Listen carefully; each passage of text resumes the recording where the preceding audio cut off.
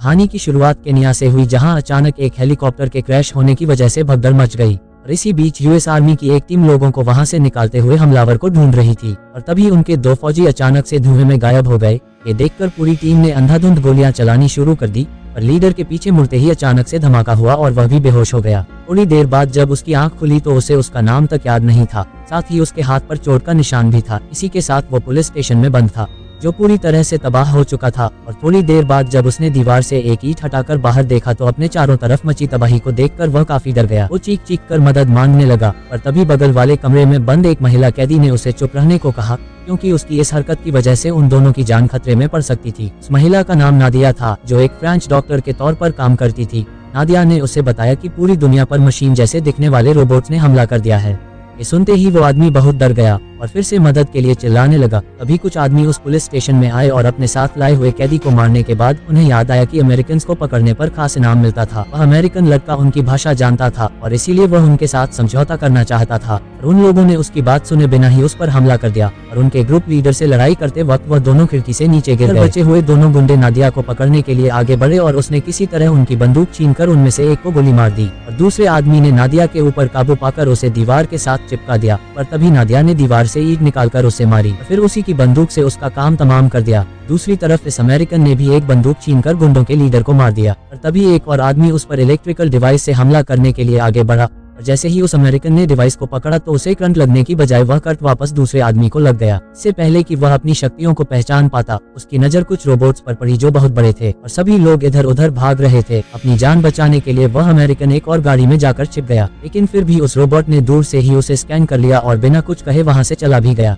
इसके बाद वो अमेरिकन वापस से नादिया को ढूंढने के लिए गया। नादिया ने उसकी टी शर्ट पर वो देखकर यही उसका नया नाम रख दिया। इसके बाद वह दोनों गुंडों के हथियार लेकर वहां से निकल गए। वो यूएस आर्मी के बेस पर जाना चाहता था पर नादिया का मानना था कि इसका कोई फायदा नहीं होगा, क्योंकि अभी तक वहां पर सभी लोग मर चुके होंगे और साथ ही रोड पर खुलेआम घूमने में बहुत खतरा है। पर वह भी शांत बैठने वालों में से नहीं था, इसलिए आखिर में नादिया को भी उसका साथ देने के लिए तैयार होना पड़ा।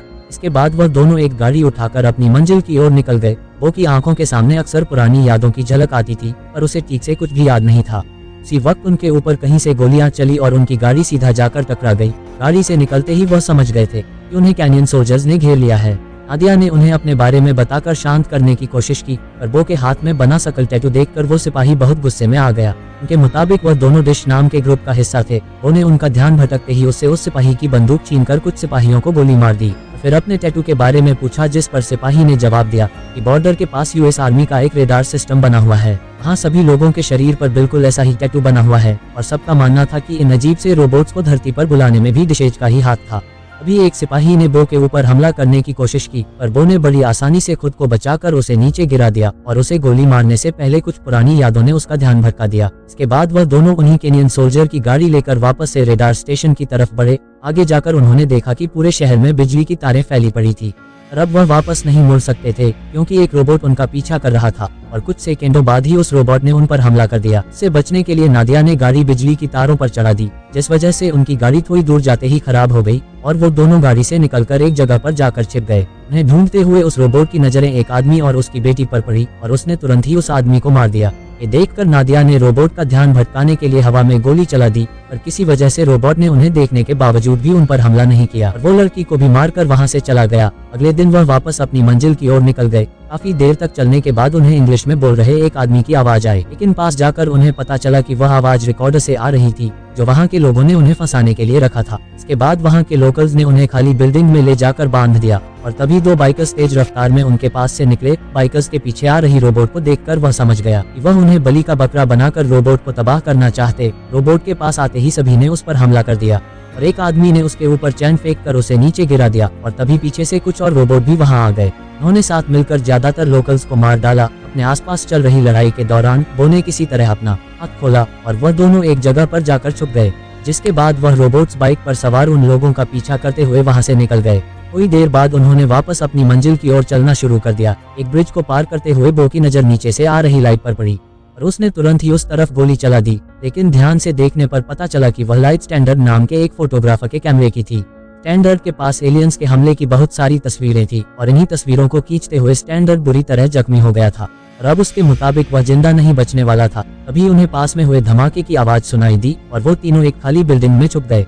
जहां स्टैंडर्ड की नजर के हाथ में बने टैटू पर पड़ी, जिससे वह तुरंत ही पहचान गया। फिर उसने अपने कैमरे में उन्हें रेडार स्टेशन की फोटो दिखाकर एक डील करने की कोशिश की, जिसमें कैमरा के बदले वो उसे जान से मार देगा। वो की आंखों के सामने लगातार किसी की मौत की यादें आ रही थी, इसीलिए उसने स्टैंडर्ड को मारने से मना कर दिया, जिससे गुस्सा होकर स्टैंडर्ड शोर मचाने लगा था कि रोबोट्स उन्हें ढूंढ सके।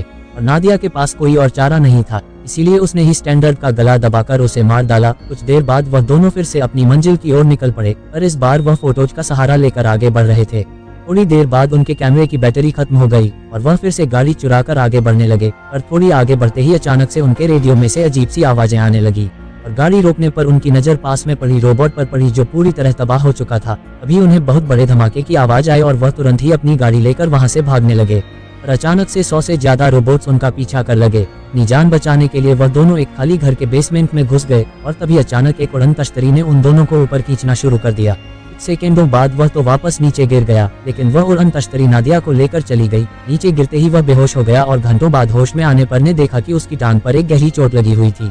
थोड़ी मरहम पट्टी करने के बाद उसके पास आगे बढ़ने के अलावा कोई और चारा नहीं था। काफी देर तक चलने के बाद आखिरकार वो रेडार स्टेशन पहुंच ही गया, और उसके वहां पहुंचने से पहले ही रेडार स्टेशन पूरी तरह तबाह हो चुका था। फिर उसकी नजर दीवार पर बनी एक ताजा पेंटिंग पर पड़ी और वो उस पेंटिंग को बनाने वाले को ढूंढने के लिए शहर में पहुंचा, जहां उसकी नजर कुछ लोगों पर पड़ी जिनके पास रोबोट्स को हराने के लिए हथियार थे। अभी 2 रोबोट्स उसके पास आए और उसे स्कैन करके वापस चले गए। इस छोटी सी घटना से बो की याददाश्त वापस आ गई, लेकिन दिमाग ओवरलोड होने की वजह से वह बेहोश होकर नीचे गिर गया। थोड़ी देर बाद आंखें खोलने पर बो ने देखा कि कुछ लोग उसे उठाकर एक सुरक्षित अंडरग्राउंड कमरे में ले आए थे, जहां डॉक्टर ने सबसे पहले उसके पैर में लगी चोट का इलाज किया और फिर उसे वहां लाने वाले कारा और जू माउस उससे मिलने के लिए आए।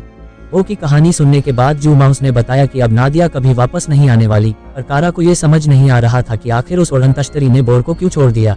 और इन्हीं सवालों का जवाब ढूंढने के लिए वह लोग लोड्रिक नाम के एक इंजीनियर के पास पहुंचे, जिसने रोबोट को हराने वाली EMT मशीन को बनाया था और अब वह इसी के बड़े मॉडल पर काम कर रहा था। उसका प्लान इस मशीन को उड़न तश्तरी के ठीक नीचे चलाने का था, ताकि स्पेसशिप के साथ साथ सभी रोबोट्स भी खत्म हो जाए। पर अभी तक वह उड़न तश्तरी की इतनी पास पहुंच ही नहीं पाए थे, क्योंकि वह सिर्फ तभी आती थी जब एक जगह पर काफी सारे लोग और रॉबर्ट्स इकट्ठा हो जाए। अभी लोड्रिक को एक मैसेज आया कि बहुत सारे रोबोट्स उनकी तरफ बढ़ रहे थे। जुमा को समझ नहीं आ रहा था कि आखिर रोबोट्स को उनका पता कैसे चला। ठीक उसी वक्त जुमा की बात और रॉड्रिक्स की ड्राइंग को देखकर बो को याद आया कि लड़ाई के दौरान एक रोबोट ने उसके अंदर ट्रैक्टर लगा दिया था और तभी से रॉबर्ट्स उसकी मदद से बाकी लोगों का पता लगा रहे थे। उसकी बात सुनते ही कारा बो को मारने के लिए आगे बढ़ी, पर बो के पास एक बेहतर प्लान था। उसके मुताबिक वो लोग ट्रैकर की मदद से उस उड़न तश्तरी को बुला सकते थे। इसके बाद उन सभी ने एक प्लान बनाया और एक गुफा के जरिए मशीन को शहर की तरफ ले जाने लगे। और बाहर आते ही उनके एक आदमी ने गलती से माइन पर पैर रख दिया, जिससे एक जोरदार धमाका हुआ और तभी उनकी नजर उस उड़न तश्तरी पर पड़ी। वह उसका पीछा करते हुए वापस से गुफा में घुस गए और तभी एक रोबोट ने उन पर गोली चला दी, जिसमें 2 और आदमी मारे गए। थोड़ी दूर चलते ही 2 छोटी रॉबर्ट्स ने उन पर हमला कर दिया, जिसमें कारा भी जख्मी हो गई। उन्होंने मिलकर उन दोनों रोबोट्स को तो खत्म कर दिया, लेकिन तभी पीछे से कुछ और रोबोट्स उनकी तरफ बढ़ने लगे। इसीलिए कारा ने वहीं रोककर रोबोट्स को रोकने का फैसला किया और बाकी सब के निकलते ही कारा एक ग्रेनेड फोड़कर पीछे आ रहे रोबोट्स को खत्म कर दिया। आखिरकार बो और उसके साथ ही बाकी रोबोट्स और उड़न तश्तरी के पास पहुंच ही गए। मौका मिलते ही बो ने AMP से एक रोबोट पर हमला कर दिया, जिससे वहां खड़े लोगों को भागने का मौका मिल गया। पर रोबोट्स ने भी उन पर गोलियां चलानी शुरू कर दी, जिसमें रोड्रिक की बड़ी MP मशीन की बैटरी खराब हो गई थी। रोड्रिक ने उसे ठीक करने की जी तोड़ कोशिश की, लेकिन कोई फायदा नहीं हुआ। तभी बो को याद आया कि वह ट्रैकर लगने की वजह से उसके शरीर में खास ताकत भी आ गई थी। इसके बाद बो ने अपने एक हाथ से गिरे हुए रोबोट को पकड़ा और एक हाथ से EMP की बैटरी को। इससे बो को तो बहुत दर्द हुआ, पर रोबोट की सारी बिजली EMP मशीन में चली गई और वहाँ एक बहुत बड़ा EMP धमाका हुआ, जिसमें सभी रोबोट्स और उनकी वो उड़न तश्तरी तबाह हो गई। वहाँ खड़े लोगों को थोड़ी देर बाद एहसास हुआ कि आखिरकार उन्होंने इन एलियंस को हरा दिया है और ये कहानी यही खत्म हो जाती है।